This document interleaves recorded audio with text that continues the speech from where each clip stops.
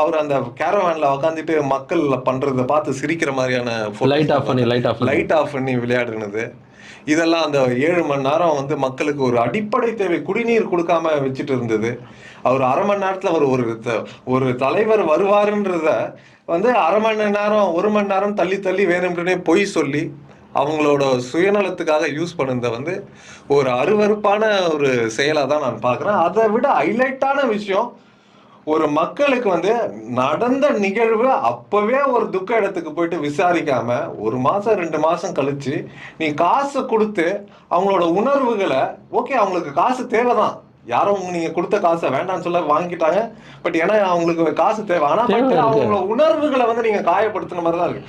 நீங்க அன்னைக்கே அடுத்த நாளே நீங்க அங்க போயிட்டு இருந்தீங்கன்னா ஒரு மிகப்பெரிய ஒரு உங்க மேல ஒரு இமேஜ், ஒரு பாசிட்டிவ் இமேஜா மாறி இருக்கும். அதை வந்து நீங்க கோட்டை விட்டுட்டீங்க. இல்ல அந்த ட்ரெயின் அவர் மிஸ் பண்ணிட்டாரு.